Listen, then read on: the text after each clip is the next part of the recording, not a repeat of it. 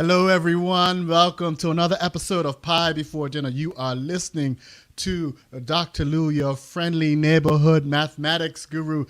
It's such a pleasure to be here again, guys. I know we took a couple weeks off. We had to move studios, but you know, it's a great time to be back on air, to be broadcasting from our new studios. You see our brand new white wall in back of us.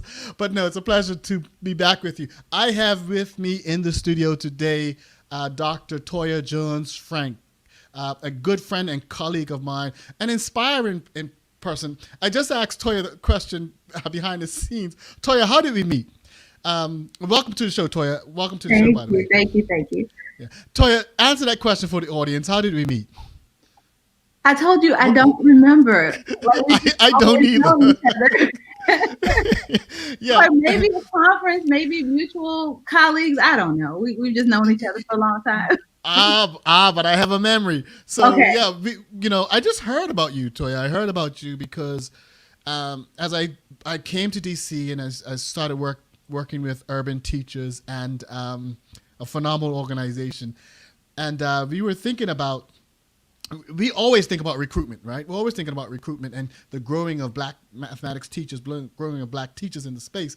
And so your work in growing the recruiting and thinking about the legacies of black mathematics teachers was coming to the fore.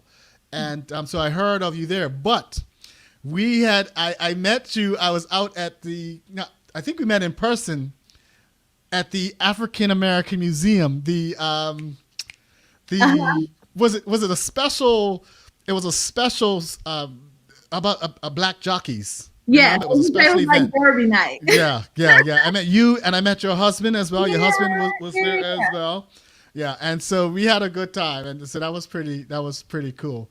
And now I do remember where I met you before that. We have a mutual friend, Judith Quander. I think she said, I have a friend. Oh, that's right. That's right. Judith, Judith, if you're listening, Judith is great people. Hi, Judith. And we were on a call, weren't we? We were on a call together, right? Did she introduce us by phone? Maybe by phone, online, video chat. I don't remember. She talked about you and Imani Goffney as well. Goffney, And so those you were two people that she talked about that I had to meet when I was in DC. Listen, ladies and gentlemen, we are talking about the amazing, inspiring legacies of black mathematics teachers. I was a mathematics teacher, and still, you never stop being a mathematics teacher, always teaching. Right. But, we have such inspiring legacies. When I think about my math teachers in the space, the people that taught me mathematics in the course of my career, I owe a lot to some really, really amazing people who told me what I needed to hear, who good and bad, and so we really want to draw on that for this conversation. And Toya, you're doing such amazing work. Why don't you start? Just tell us about the work that you're doing. Tell us the current work that you're doing with black mathematics teachers. So the current work that I'm doing, and I would be remiss if I don't acknowledge my research team. So we are a team. We're a team of 5, but we've had other graduate students graduate from the team. But in particular, I want to mention Dr. Janice View, who, when we applied for the money, was my co-principal investigator. So we applied for the grant together. But the title of our work is Examining the Trajectories of Black Math Teachers, learning from the past, drawing on the present, identifying goals for the future. And so the goal of the work really, in a nutshell, is to amplify the voices of Black math teachers. So you hear lots of people talk about, the STEM teacher pipeline and how we need more STEM, and specifically how we need more math teachers. We know math is always a critical shortage area in every state where I've worked, it's been. And there's also this conversation happening around teacher diversity, specifically around like Black teachers, lots of articles about where are the Black teachers. And so our work lies at the intersection of those two. I sometimes start talks with like 2 Venn diagrams that overlap. And I say our work lies right in the intersection. We're thinking about recruitment and retention, but doing it from this sort of past, present, and future sort of way of thinking about it. I just wrote down. I typed in something in the chat. Something you said, amplifying the voices of Black mathematics teachers. In this show and on our website, piebeforedinner.com, and our Facebook group, facebook.com groups, Pie Before Dinner. We talk with parents, right? We talk with teachers who are parents, parents who are our teachers, and it's amazing to me how oblivious sometimes parents are to the struggles of Black mathematics teachers, and not just math teachers, not just math teachers, but Black mathematics teachers. Let's enlighten them tonight. Tell me about the state of Black mathematics teachers. A report, like what's the status of Black mathematics teachers across the country? Sure. So I'll give you a little data. Black secondary math teachers, so teachers who teach like grades 6 to 12, make up about 1/3 of 1% of all U.S. teachers.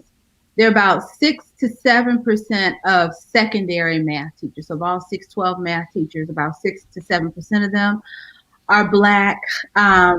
Black mathematics teachers have the highest rate of turnover across mathematics teachers. So turnover would be like staying in the field. So they have the highest rates of leaving the field. If you look at teachers across different races and ethnicities, we also know that Black teachers are often scheduled or volunteer to teach general level mathematics. They're concentrated in Algebra 1. We know that about 3%, this is according to my colleague Basola Neal, this is her work, the first time I ever saw somebody quantify it. We know that Black teachers are, about 3% of calculus teachers are Black.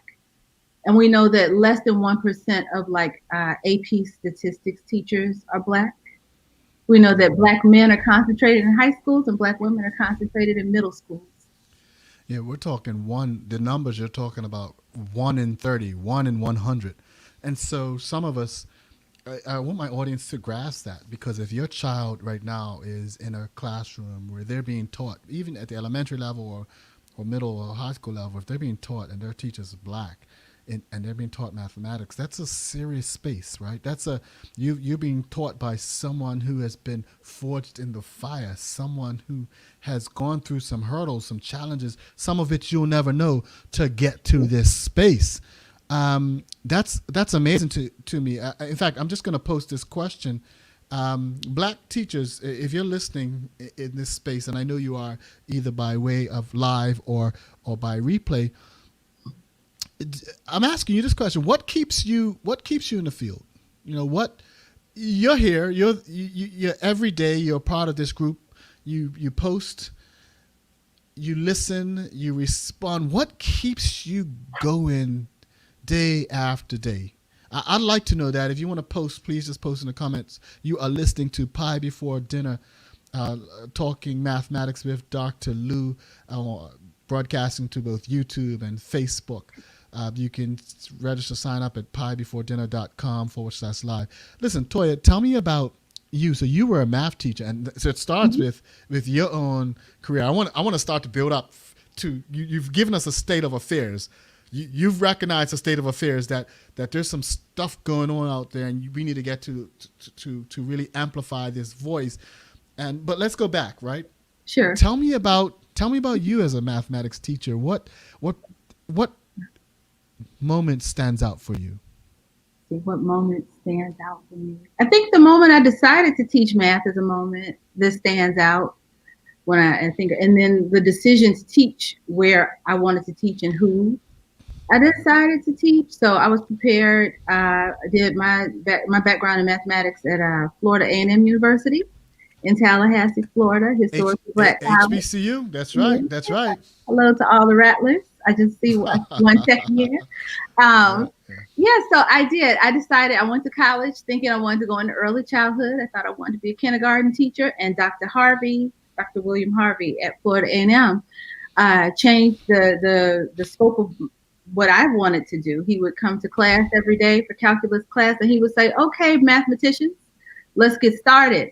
and quite a few of us believed him. And so he produced a lot of mathematics educators, mathematicians who've gone on. And so, I'm a part of his legacy. And so I took that energy and excitement and passion for, we weren't kids per se, but young Black people, and poured it into my teaching. So I've always had a commitment to teaching in spaces where Black children are, where Black and brown children are. That's just always been a passion of mine. And I just remember the beauty of building relationships and using math to do it. This I want to emphasize that part. I don't know how people. I don't want people to miss that, right? The feeling as a Black person in a classroom or in a school that the relationships you build with Black children are at, are so important, are important key drivers in the work that we do. I remember a time when, oh my goodness, I never thought I would start a statement with "I remember a time." Man, Creeps up on you, doesn't it? I have to check myself. I apologize. Let the transcripts please be No, you remember purged of that particular then. comment. You remember I remember a time when I early on in my career as a researcher, you couldn't even talk about relationships. I mean, there were no frameworks to talk about relationships in teaching. We talked about the cognitive science of teaching, the art of teaching, but we didn't talk about relationships. And now we're finding out that it's been openly accepted and into the space, something that Black teachers have known for years and years and years, that the relationship between what's to be learned and the learner, and the person doing the teacher, the knower, and the knowee. Sure. So that's so critical to establish these kinds of relationships. When you think about Black mathematics teachers, what's different? What challenges, and this is for the sake of my audience, what challenges do you see Black mathematics teachers facing and overcoming that are different from, one, other teachers, two, other Black teachers, Okay. and as particularly other teachers in different areas, different subject areas? Sure. So I will just start with I get these questions a lot, like why math teachers. So a lot of us know that while we like to portray math as neutral and apolitical, and 1+1 is always 2, and all these 2+2=4 arguments, mathematics is cultural, right? And mathematics is shaped by culture, and mathematics is shaped by, because we live in this culture, is shaped by white supremacy, right? So you're talking about a particular field of study where Black people are, positioned, falsely positioned, but positioned as perhaps being intellectually inferior, which we know is not true. But that's part of why we do work in a hard to staff field that also has this reputation of being, cold, that also is falsely assumed to be apolitical and culture free. And so I think studying race in this space with teachers who teach the subject is worthwhile of study. Yeah. I think Black teachers are worthwhile. I once had somebody ask me or make a statement about the work, like, is this work extracting the value of Black teachers for other people? And I'm like, no, this work is simply to say that, like, Black teachers are here, and here is the wealth that they bring to the field, not for people to try to replicate it, because they can't. But it's just important that people understand the specialness, the swag that Black teachers bring to the classroom, particularly when teaching mathematics. And on the other side, know what Black teachers put up with and have to deal with to be there. I want to pause there for a sec, because I have it really, it surprises me and makes me uncomfortable at the same time. I still have students who, from all walks of life, different spaces, who talk to me about how their mathematics experiences with me as they were students, right? Now I have, principals and math teachers themselves, or teachers themselves, and they talk about things that we did in class, and how they were made to feel in class, and still students. I remember driving in my hometown, and one of my guys came up to me. And he came out the car and hugged me. He stopped his car and hugged me. He was he owned his own business at the time, and he just stopped and hugged me because of the kinds of experiences we had in the math class. But I faced a lot of the same challenges we talked about. I don't know if I'm getting mixed up. I don't know if we talked about it behind the scenes or not. But you talked about this idea of, yeah, I think you said it just now, as well as behind the scenes, but this idea of black mathematics teachers being assigned to general math classes. And I remember my very first assignment, I had all the general math classes, right? And they would send these students in my math class, and it was just it was just this it was such a pressure to and a challenge, that I had. So we start teaching, and we're placed in these environments where we have to we face challenges greater than other teachers might face, and having to overcome. How do you feel about that? This imbalance in the kinds of assignments that black teachers receive when they start out in the field. Mm-hmm. So it's definitely an imbalance of assignments. Sometimes I think it's based on these faulty perceptions. One of the things that has come up for us time and time again in the work is we have this scale around, we developed the scale. We're excited about the scale and dismayed at the results. The scale that is meant to capture black teachers' experiences of microaggressions, and time again, this idea of black teachers being under-recognized for their content and pedagogical skill comes up. I will say that a lot of black teachers often want to teach like general math or algebra 1 because those are building blocks. So this is no knock to teaching those classes because those classes have to be taught well. I was a department chair and I would sit in on interviews, and after a while I got tired of people bragging to me about all the calculus they could teach, and I wanted to know, well, can you reach all children? So, no slight to people who teach those courses, but when you look at course assignments, when you look at what black teachers are asked to do in the mathematics space, you often find black teachers assigned.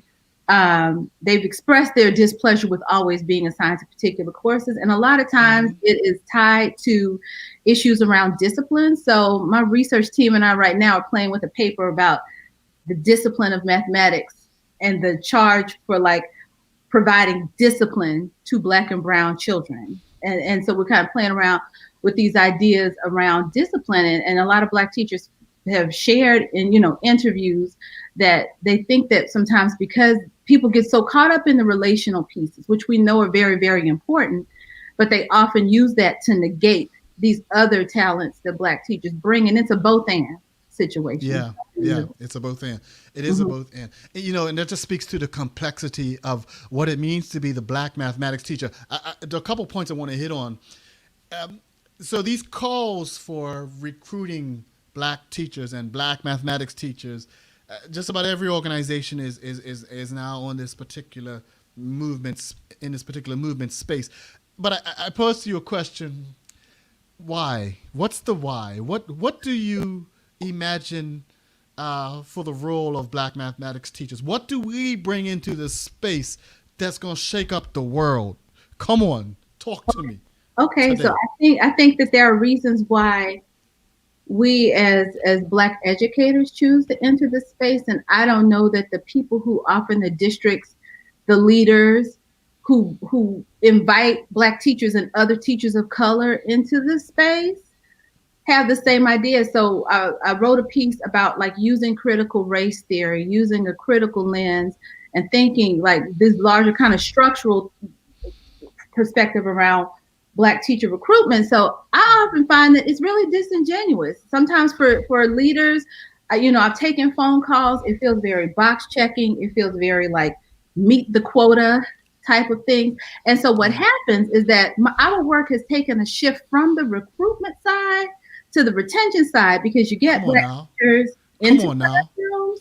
Yeah. And then they have these really, I would say traumatic, really racially violent sometimes situations that happen. And so, I think that black teachers are there, and I see people responding to you. A lot of black teachers are there for the passion, the love of children, the love of the content. We asked this question in our survey: love of the content, love of the children, commitment to social justice. Those are all things that came up as like top reasons why Black teachers choose to I teach want to get mathematics. in. I want to get into some of those stories, but I just want to. I just want to open this particular space up some more. When you think of this idea of retention, in fact, I've actually stopped.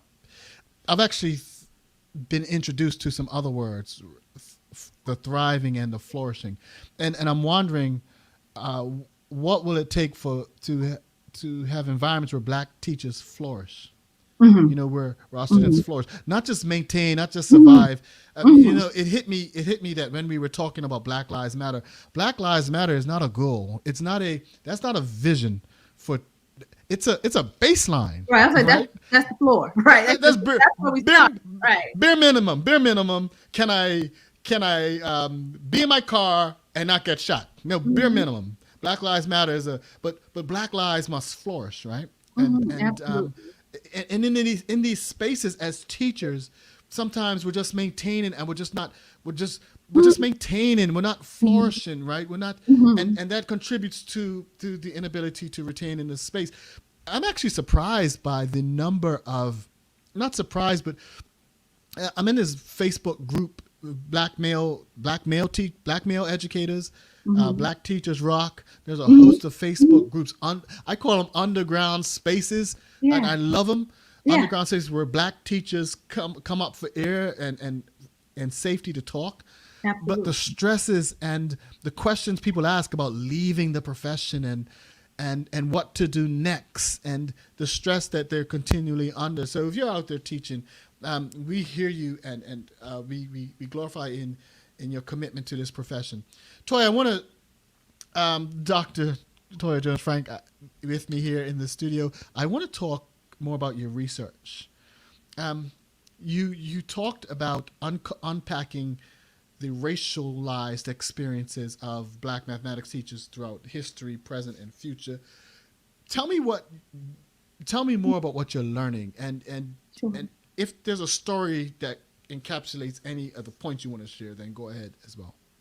Sure. So, this story, it is about racialized experiences. We use a critical race frame, which starts from the I guess, the baseline. Like, racism is just a built-in feature of our Mm-hmm. society, right? Yeah, And yeah, so it is yeah. inherent in the teaching and learning of mathematics. And so, from there, we talk about how Black teachers are in teaching spaces and how racism impacts their lived experiences as teachers. Mm-hmm. But we also talk about like how Black teachers resist. And I think that's important because I never want to strip teachers of their agency. We also talk about how Black teachers resist and persist in these spaces. And so, the work for us is mixed methods. We've done, like I said, we've done survey work. We do interviews and focus groups.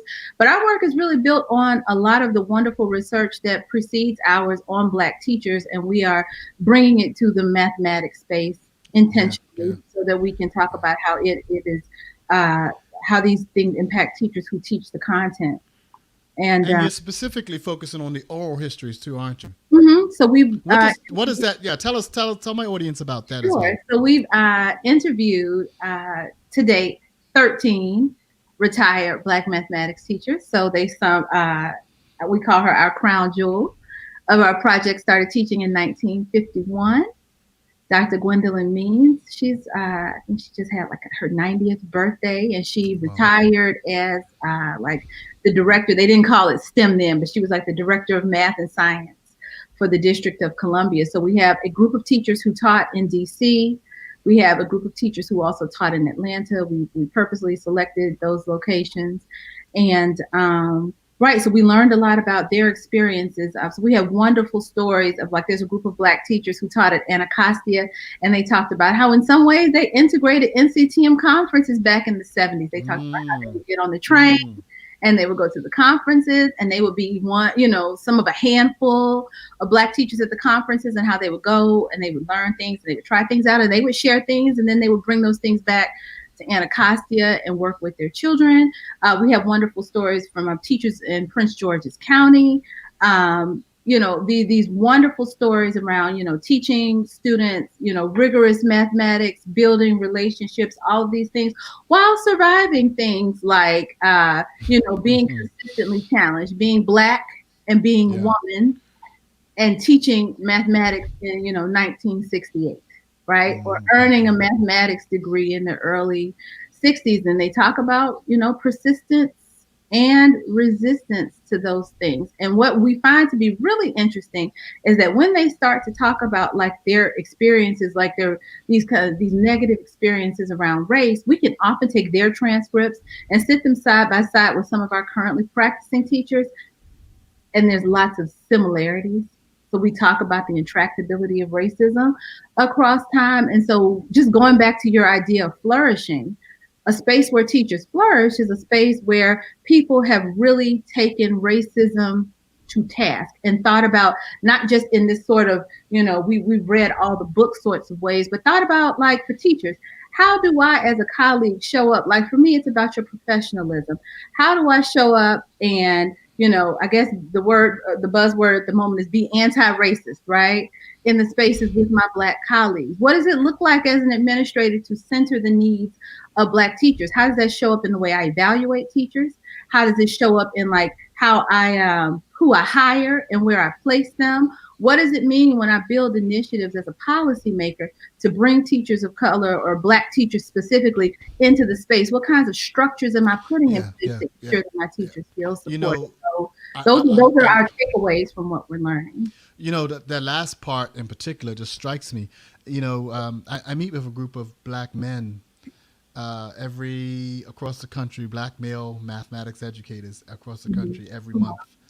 And I'm just amazed at this idea that when you unleash Black people onto into the mathematics teaching pipeline, you are going to create something so wonderful, big, and beautiful that it's going to change the structure of everything we have before it. So we have precedents, right? We have this in sport, right? When black people are introduced into the game of basketball or hockey, the sport itself, the structure of this very structure of the sport or the endeavor has to change. In education, when you give us access into this space, we'll do amazing, awesome things. We have a history of radically changing the structures that are around us, right? Mm-hmm. And so how do you see Black teachers radically changing the structure of what we're calling mathematics status quo? Mm-hmm. So, I think that Black teachers push back against sometimes just the very content. Like, I count it a blessing and a privilege to have studied mathematics at Florida A&M University and come out of like the Comedic Mathematics Society. So I know that we've always done this. Right. And I think that a lot of Black teachers bring that perspective with them. I think that a lot of Black teachers teach from a place of understanding what lies on the other side. So they're both teaching for content, but they're also teaching for life. I think that's important. I like to watch Black teachers and Black students at work. So I am big on like Black science fiction. Afrofuturism. Sometimes when I watch Black students and Black students together, I'm like, it's almost like encryption. Like there are just things that are happening that, perhaps don't get captured in a transcript, right? So I just reviewed a paper for people like transcribing the work of Black teachers. I'm like, this is wonderful. And I know that there are just some things that were not captured in this transcription. And so, I do. And so I do think that we changed the space. Yes. And the other piece for me, when we talk about why bring in Black teachers, and I certainly don't think that you've done this, but I wanted to just note this. I sometimes give talks and I'm like, Black teachers matter. We need more Black teachers. That's right. Black teachers are not a panacea, right? So sometimes they try to bring Black teachers in and treat Black teachers like they're magical. And I'm like, you all are asking Black teachers to fix things that they didn't break. And not every Black teacher has, there is not this one shared Black teacher perspective, right? And we forget that lots of Black teachers are trained in very white teacher education programs. So I Yeah, think yeah. and I think it's really important that But Black Latoya, people. you have to, Doc, you have to forgive Yeah. us. You know why? Because I'm just this idea of it started with the movie Hidden Figures. Hmm. It was perpetuated through Black Panther, and Hmm. this black boy joy, black girl Hmm. magic. Now I'm just starting to believe black folk could do anything. We just got into the White House again. We just we done saved the country, saved the election. It's this black people do it. We do it to ourselves. I mean, we We do it for we us a lot of times. we do such great things We that do the it world thinks we we can do do it for anything. us. Yeah, Yeah, we also do it for us. It's not even so much yeah, for yeah. Black women. Nobody put y'all on our backs. Like a lot Hey, of this is for our self-preservation, right? So I just think it's yeah, important. You see, especially yeah, yeah, one of my favorite pieces on Black teachers is Amber Pabon's work on Wait is not waiting for Superman. But Superman is in the title, and she talks about particularly when Black male teachers are brought in, like, or when you look at like Ed Brockenbrow's work around like "You Ain't My Daddy" or "The Discipline Stop." And I think that it's important that yes, we transform spaces. Yes, we do important work, but don't try to heap or don't try to take our magic, what makes us special, yeah, that it yeah, should be yeah. like your fix all. You Because know, I had a teachers did not, yeah, create a lot of yeah, the messes that happen in school. yeah. That's right. That's Yeah. right. You know, the danger in that. You're right. The danger in having us be a fix all is that sometimes we co-sign what's happening in school. We end up being this protector of public education, this protector of things education, and sometimes we don't. It keeps us in a particular. We become the defenders of these institutions sometimes, and these institutions really need to be radically reconstructed, as well. You listened to Pie Before Dinner, Talking Math with Dr. Lou. I am here in the studio with Dr. Toya Jones Frank of George Mason University. And Toya, you're also a program officer for the National Science Foundation. Tell us about that work, because that also sounds very exciting as well. Right. So this academic year, I decided to take a leave of absence from George Mason and try my hand at being a program officer. So my day-to-day work includes supporting people from like the beginning, like I have an idea, here's a one pager about what I would like to do, all the way through like the proposal writing process. Really? Right now, I'm in the midst of organizing panels where we bring in groups of people with expertise to read people's proposals and to make recommendations around whether work is competitive for funding, If all the I way. have an idea, if I have an idea, I can Absolutely. do a one pager. Absolutely. So for anyone who's listening Okay. who has an idea, and your idea is related to the teaching and learning of not just mathematics, but STEM, if you think that you have an idea and you believe that your idea is fundable, please feel free to send us a one page Okay. just a sort Okay. of write up about your ideas. And so, yeah, that's what I do there. I No, just having you there is just that's a realization, because we didn't always have access to. Karen King was one of Mhm. the first real access agents for us, but we didn't have rest in peace. We didn't always have that access to the NSF like that. That's powerful. I glory in that. That's awesome, awesome stuff. I want to shift so just ever so slightly. When you think about your work with in terms of the legacies of Black mathematics teachers, how how are our teachers responding to the present tense, really, the present space of Black Lives Matter and COVID-19? How do you see the legacies of Black teachers evolving and shifting in this space? What are you hearing and what are you seeing? What are you uncovering? Wow. I mean, it's a trying time to be, Black in America. There are a lot of things happening, that are compounded by, racial inequality for Black people. And I think particularly for Black teachers sit in this, Black mathematics teachers sit in this really interesting space because, I started thinking about a few ways that like COVID and even just the racial climate impact Black teachers. So you think about things like layoffs, right? We talk about these recruitment efforts that bring in Black teachers or bring in and other teachers of color. And then when you think about schools that have to do layoffs when there are budget cuts, related to COVID and otherwise, they often do it by seniority. But if your district just pushed out a diversity initiative, then who do you think is up to lose their job first, right? So it's those sorts of things. Maybe you might have a chance because you teach math, and math is math is one of those high needs, those critical areas. So perhaps you may be able to keep your job, but you think about those sorts of things.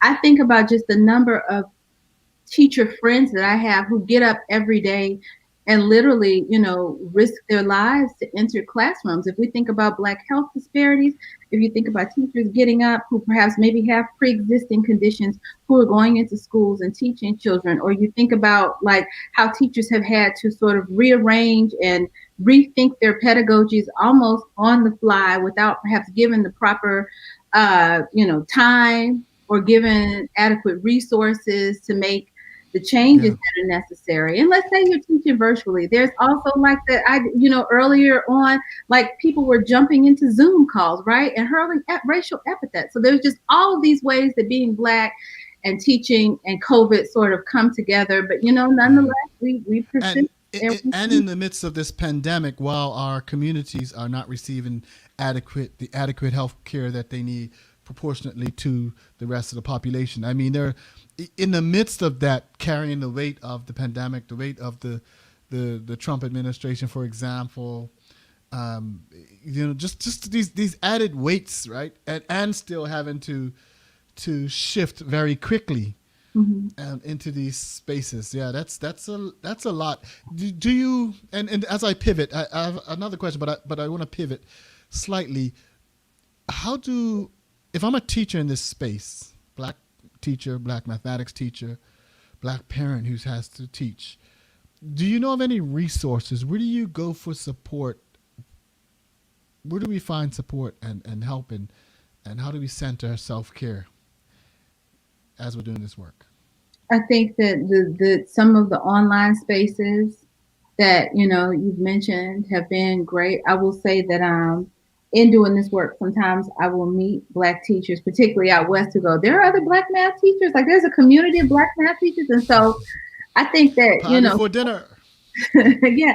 And so, social media, for everything that people say, for its negative impacts on people, it does allow people to create community in a lot of ways. I think that social media, social media sites, particularly with focus on Black educators, Black teaching. And then there are wonderful groups, like there's the Black Teacher Project out in Oakland. There's, oh my gosh, my group out in Philly. I love them so much. And their name is escaping me right now. There's a group of there's an organization that focuses on Black teachers and Black education out of Philadelphia. So there's other affinity groups. There's EduColor.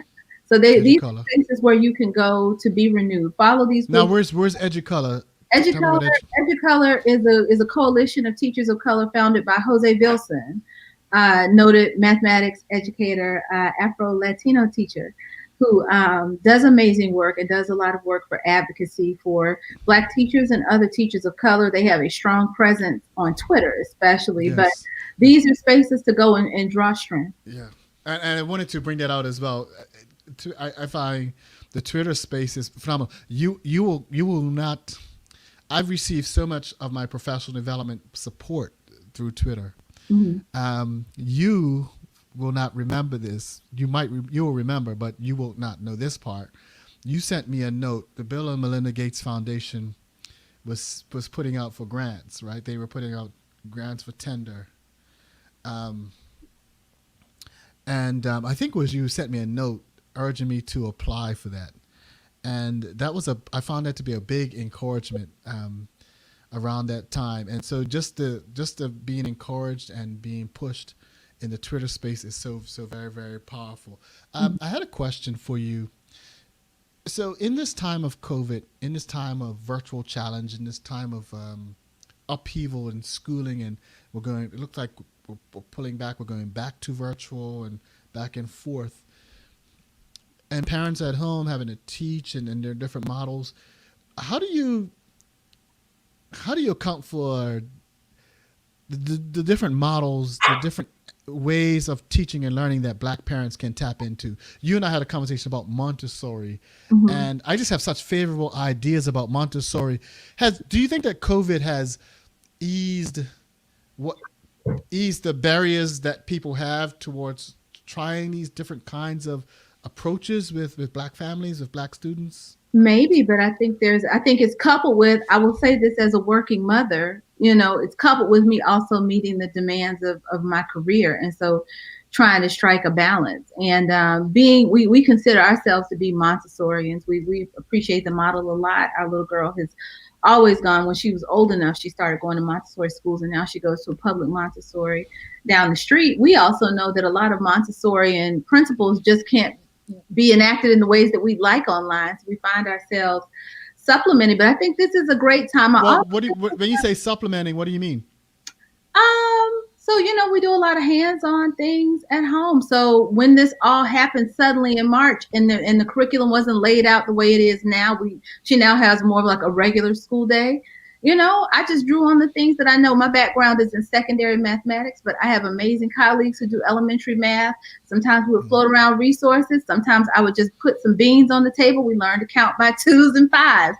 We would go outside and collect leaves. I mean, when children are small, the world is their classroom. And so trying to draw on some of those things. The other thing I would say to parents, and, I was in conversation with some other Black women educators, and we were having this conversation.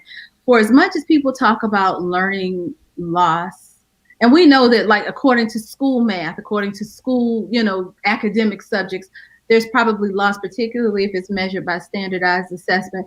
But I also want people, and I think my colleague, it was Maria Zavala who mentioned this, think about the things that are gained from your children being at home. So my daughter has had extended time with her grandparents. Mm-hmm. And, that is just something she can't get at school. She has learned a lot. Her dad likes the garden, so she's learned an incredible amount about plants.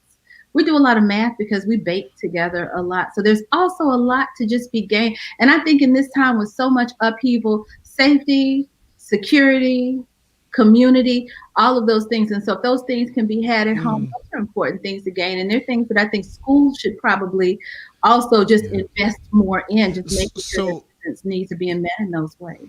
So what's interesting about that is that the narrative that, and this is, again, this is that this is blind defending sometimes that we get into, the narrative about this whole idea of we're going virtual, we're missing schooling, we're going to lose some. There's a big threat. There's a big threat about losing mathematics learning.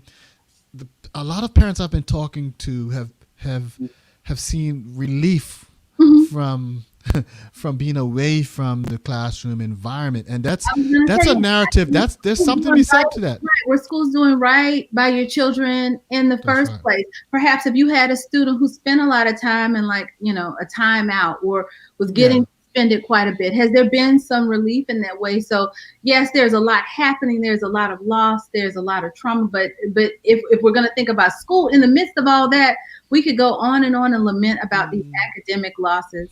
But we can also think about perhaps what are our children gaining. Yeah. I was talking to a group of teachers in Illinois, pre-service teachers in Illinois, maybe about a couple months ago, and we were talking about culturally relevant mathematics teaching.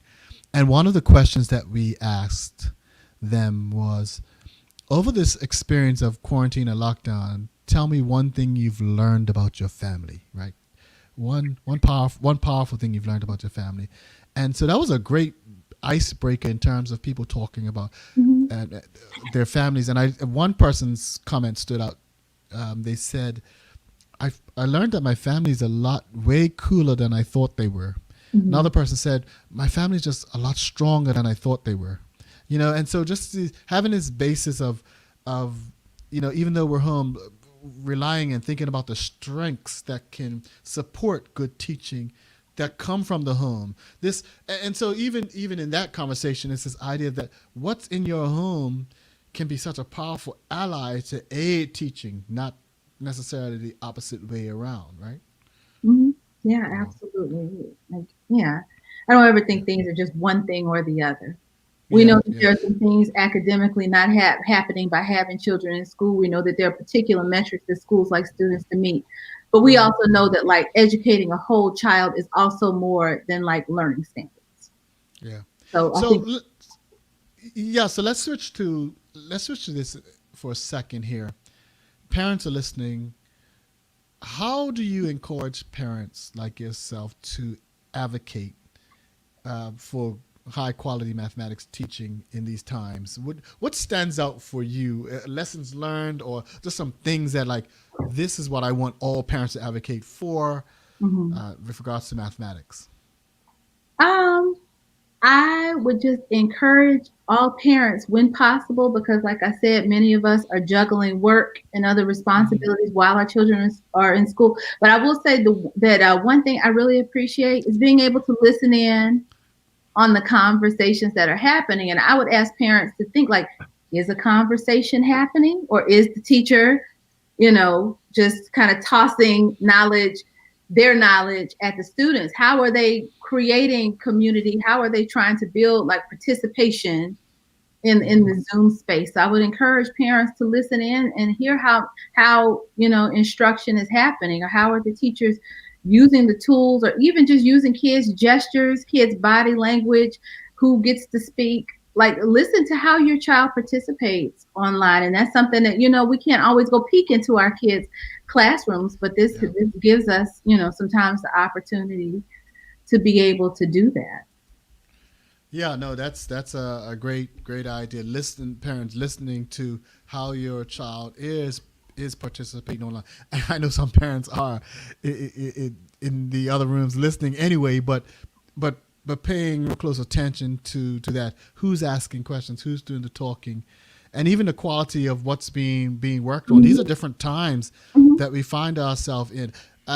You know, I like the idea that I like what I've seen from parents like yourself, even in this space, when you try new things and you post things and you talk about how your child is learning mathematics, and I've seen parents from Montessori and different spaces kind of share, right, and I love this idea of parents being open to different things mhm. and searching for different ways. And right now we're in a time where we can try different things. And how do you encourage parents to be bold and to do that?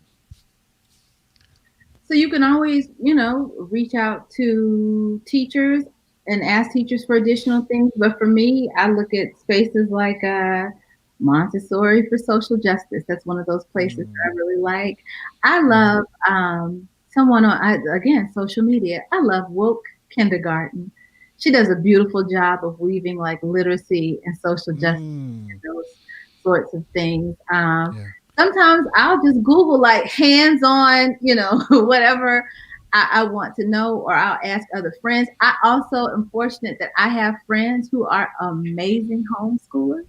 And Mm. so, if there are parents who homeschool on the regular, like also, talk to them, ask them which Hmm. resources they use. There's lots of, particularly for us in the DC area. I happen to live in a pocket in a community where there are lots of parents who homeschool, and so reaching out and seeing the resources that they draw on can also Yeah. be a way. But also, I was going to say, just ask your kids. Like, what are they curious Um, about? Sometimes I'll get my little girl's name is Turner. I'll ask her, like, one day she just wanted to know, oh gosh, what was it? She wanted to know what happened to the trash when they picked it up, because she just so happened to be up really early when they were collecting it. And so that happened to be our topic for the day. Where does the garbage go? Or one day it was like, why is the sky blue? So sometimes I'll just ask her, like, what's on your mind? And there it is. mm. No, I think that's important. That inquiry, that idea of inquiring in this world around you. Listen, how do we in your work around the retention, recruitment of black mathematics teachers, how do we strengthen the relationships between black mathematics teachers and the black community? And I really mean black parents as they exist in the black community as well. How do we strengthen those partnerships? I don't always see that as a straight line. I don't always see black communities having access to black mathematics teachers in Mm-hmm, a substantive way, especially given how important math and science are. mm-hmm, mm-hmm. How do Um, we strengthen that? Yeah, I'm trying to think about how we strengthen that. I will say that one of the things that we've learned, um, one of our kind of unanticipated findings was around Black teachers, Black math teachers, and parents, and they talked Mm, quite a bit about the trust that they feel like Most of our participants talked about the trust that they feel like Black parents offer to them in terms of their work and relationship. And so, in just thinking about ways to strengthen those things, I would say, particularly for secondary parents, and as a mm-hmm. secondary teacher, like, be curious. If a parent were to email me and ask me some questions as a high school teacher, I would have been like over the moon, happy to ask about them. But I also think that it's the responsibility of schools to make sure that those communication, that there's open communication, that there's places for teachers and parents to meet and it be sharing, and not so much like one directional where schools are just giving information to parents. I think it has to be this sort of, bi-directional space where schools and teachers are really, really open to listening to parents. So yeah, I think that, in this particular, some people would say this makes it easier because you don't have to go to school to have a back to school night, or you can have a virtual math night and those sorts of things. So you can also think about how in this time, how can you literally leverage technology tools to Yeah, build yeah. broader community bases that include parents and teachers. Yeah, I know we've drifted into the parent space. I just think that's so important. I'm looking at the multiple roles in which you take on. Um, That's so one of the hardest ones. Woo, being a parent. yeah, yeah. That's like beyond earning a PhD. Yeah. No, and we appreciate how you are advocating not only for Black parents in the space, and this group will appreciate that, but also for Black teachers. What I like about your work is that you are illuminating voices that have often been hidden, right? Lives that have been hidden in the space. Um, we talked about one point that we did talk about was the notion of the Black teacher shortage. Has it always been like that? And what accounts for it, and how we have to move forward? How are we gonna get over this hump? Yeah. So this is one of the reasons why we start with this learning from the past place, because for Black students, a shortage of Black teachers has not always been the case. Um, Pre-Brown v. Board, before schools were, integrated, before desegregation, Desegregated, yeah. before, uh, Mm, there wasn't a shortage of Black teachers in the way that we think about like Black teacher shortages um, now. And we could argue the benefits, or the or the struggles yeah. and challenges that came with deseg. But for sure, it is well documented by educational historians that when schools desegregated, Black teachers lost their jobs, because a Yeah, lot of schools were willing to, integrate that's Black right. students, but they did not, going back to this idea of, intellectual capacity, ability, all these, Mm, white mm, supremacist notions of who can do, right? Who yeah. who who who is worthy, if you will, of Do, engaging does in intellectual exercise. So a lot of Black teachers lost their jobs. Yeah, does your research touch on mathematics teachers that lost their job during that time? I know some of the numbers I've seen for Black teachers in total were that Mhm. around 30 what upwards of 35,000 Black teachers lost their jobs in the South as And a so result of desegregation. pull apart. But what we do know from work like Erica Walker is we do know that there are like rich legacies of Black math teachers. For instance, in the DC area, you have high schools like Dunbar, where a lot of Black teachers had PhDs, had advanced masters, from Ivy League schools, Yeah, from yeah, prestigious Black colleges, and they just did not have jobs. So a lot of times they would either, teach high school and moonlight at a university, or they could not get a university job. So they would teach, STEM. They would teach math and science courses. So there definitely is a history mm, of of that. And then, there's also, we've been spending some time, well, before everything shut down, we were spending a lot of time at the Sumner archives looking at like mm, Black teacher preparation and looking at the minor school before it merged with the white teachers college and looking at like black teacher preparation. One of our participants told us that she was certain that the black teacher exams were difficult and more challenging. And so those stories have been really rich. And so we're excited that we're going to be able to put a lot of that work Yeah. on the website. As we come to the tail end of the broadcast, as you've listened to these oral histories and the legacies, past, present, and future, what are there quotes that stand out? Are there particular words of inspiration that stand out from what you've heard from the people you've looked at? Oh gosh. I will just say, I know I put you on the spot. yeah, no, the participants, I will just say that anyone who says that you cannot do like rigorous research that has heart is just, they haven't found their sweet spot. And I just count it a blessing that I have. Being able to hear the wisdom of these teachers, being able to hear teachers like Dr. Christine Thomas muse on like, the triangle inequality theorem and how she would teach it to her kids in really hands-on ways, or hearing a teacher like Ms. Joyce Lyons, make a beat on a table and talk about how she taught her kids to memorize formulas, or just the kindness, the cards, the encouragement, the prayers on the spot, with my contemporary teachers, just giving them a space to be able to come in after work and have a shared space where they could kind of, take off the day and share their experiences. Having teachers mid-interview. I remember one teacher I was interviewing, he was talking about always being called to work with the black and brown boys. And I'll tell you, this sticks with me. Mid-interview, he was giving his answer and he yelled out, "But I teach mathematics too." And I think that's just important. Like, for as much as we talk about other mothering and other fathering, people like to just talk about, the relational piece, which is super important. But we use those relationships to leverage and to build mathematical understanding with students, because I don't think people realize the kind of trust.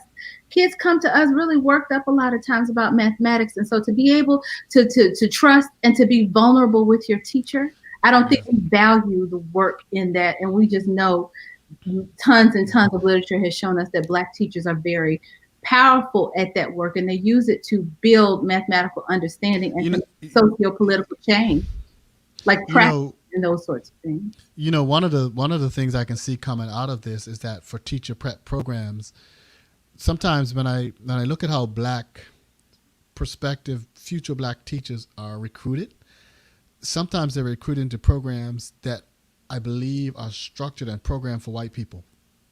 So teacher ed is. Right. So they assume, and when I say that, I mean they assume a level of knowledge that Black teachers have already been experiencing and grappling with, right? Particularly around culture and relevance, and they in doing so they miss out on the giftedness that a lot of Black participants could bring to a program, because they're structured around okay, we're going to start right from square one, and it doesn't necessarily recognize some of the genius ways in which prospective Black teachers enter into the profession. Ideas about society, ideas about relationships, ideas about justice, right? Absolutely. I'm going to tell you, as a math educator who teaches methods classes for prospective high school and middle school teachers, the best semesters for me, and sometimes they're hard to come by, George Mason, but the best semesters, the semesters where I feel like the students get the most out of the classes are when the classes are diverse, when they're racially, ethnically, linguistically diverse, because you have a different conversation about, working with students who are learning English and learning math when someone in your class has lived it. You have a different conversation. For me in our math classes, we talk about things like adultification of Black children, because it comes up when they do their field work, because I want to know why we're writing about children in this particular way. But when you have Black students in your class, and I always tell them, like, you don't have to be the spokesperson, but if there's something you'd like to say to the class, you're welcome to do it. But I always find that those pre-service teacher courses are strengthened by diversity. So you're right. There's a lot of work. And I would say that, yeah, one of the, sometimes when we close, there's a whole slide of recommendations that things that teacher education needs to do. And one of them is learn from historically Black colleges and other minority serving institutions. I think that is work that is often overlooked and really important. Yeah. And even in your introduction, as you talked about FAMU, right? I went to Alabama A&M University, and I remember, and I tell my math story all the time. I talk about how my math college professor almost turned me off of mathematics, telling me that I needed to maybe consider a different major, consider something else, because I was struggling in a calculus class when I was 16 and a freshman, because we just hadn't taken any pre-cal classes in our high school. And so I met another guy who helped me who turned me on around mathematics in college. But then when I finished and decided to be a mathematics teacher, and I went to Alabama A&M, it was Dr. Jerry Shipman who gave me my first break. I mean, I was working on my master's, and he put me in teaching. He just had so much faith in me in teaching some of these college courses. So I got a real early start of teaching college courses before I even had a master's degree. And I know that's not, my experience in other universities tells me that that's not necessarily the planned route, but it was an experience. I got early experiences, right? And so it was these historical Black colleges and university that give us these experiences and these opportunities to launch into pedagogical genius. I love that. A strong legacy of pedagogical genius. Absolutely. And it's a call to our programs. Our programs have to account for Black pedagogical genius. Absolutely. Absolutely. And I want to make one more connection. That genius doesn't just come from Black pedagogical genius. It starts from the womb. Like, it starts from my mama. It starts from you. Shout out to our person, right? And that's how it shows up. It shows up in the universities, but that stuff has some roots. Oh yeah. Oh, for sure. Yeah. They pour into you, as one of our Facebook users say. You indeed, you're right. Listen, you are listening to Pie Before Dinner, Talking Math with Dr. Lou. We have had a fascinating hour and 2 minutes with Dr. Toya Jones Frank of George Mason University and the National Science Foundation. Dr. Jones Frank, your website is it blackmathematicsteachers.org? Blackmathsteachers.org. Or you can find us. We have a Facebook page. I'm going to post this interview to our Facebook page. It's Trajectories Black Math Teachers. There's a Facebook page as well. And we're on Twitter at Trajectories Pro, like Trajectories Project. Okay, so it's been so awesome having you on this show, Doc. I'm looking forward to learning more and more about your work. More and more as you're unleashing. You seem to be unleashing this stuff in waves, and so it's coming. It's coming. It should be a big spring for us. Yeah, I mean, I was in a presentation that you did just I want to say a month ago. Was it October? A month and a half ago, the presentation you did, and so even in these waves, you're doing awesome work. You and your team, and I want you to encourage you and affirm you and lift you up, because you're doing such great work in the space, and we appreciate that. Thank you, everyone who's been on the program. Well, it's we started this in COVID as well, and it's just a response to parents like yourself and educators like yourself. It's really important. You give lots of academic talks, but for me, it's just important. Like, this is where the rubber meets the road. So thank you for giving me an opportunity to share with everyone. I really appreciate it. I appreciate that. I hope we can have you on again as these waves unfurl later, for sure. I'd love it. Awesome. Thank you, everyone. You've been on Pie Before Dinner. I am your host, Dr. Lou. We'll see you again soon next week. We have a really great lineup coming up. So we'll see you again soon. See you next week. Thank you very much. Please share this broadcast with a friend on your page, as people can watch it afterwards. Thank you. See you next time. Bye, everyone.